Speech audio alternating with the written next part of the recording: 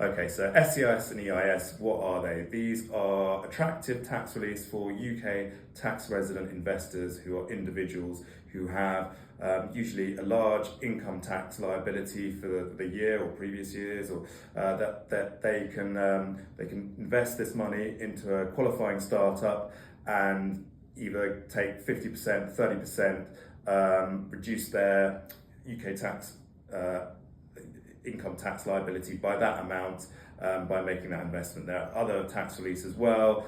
Won't go into detail other than the main one. Other main one is perhaps capital gains tax relief if the investment is successful and you make a capital gain. There's also loss relief as well. But as a company, also as an investor, you want to make sure that you have SEIS, EIS advance assurance at the outset. Otherwise, there's a lot of things that can go wrong with the qualifying criteria and whether the company meets it and all the rest of it. So particularly as a company, if you want to attract investment, then you need that advance assurance, that confirmation from HMRC that the company meets the qualifying criteria and the investors are going to have that comfort and know they can claim that tax relief after completion of the investment. So we've been advising on this area a number of years, and it's quite a complex process getting advance assurance. There's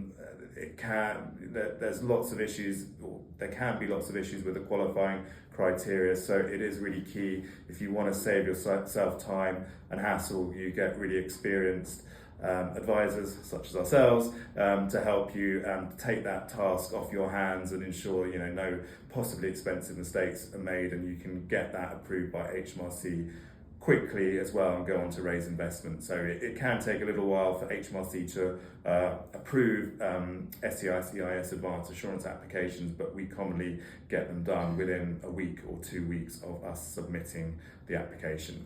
Before that, it can take a month, even longer, to put together a really decent application where there are significant issues to resolve.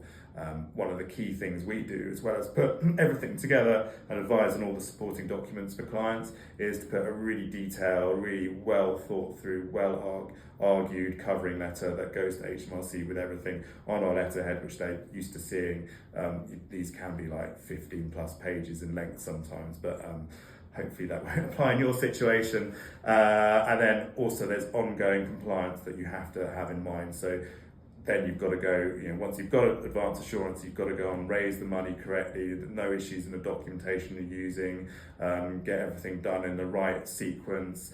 And then once you raise the money, you submit a SEIS1, EIS1 compliance statement to HMRC saying everything's been done, this is what happened, covering letter again, referring back to the advance assurance application. Hopefully everything ties up, it's made very clear for HMRC. They go, oh great, fantastic, yes, here are the SEIS3, EIS3 certificates that you can then send to the individual investors. They go to their tax advisor, their accountant, say, here it is, I made this investment, here are the certificates I got back at the end of the process, please use that in my next personal tax return to claim the tax reliefs.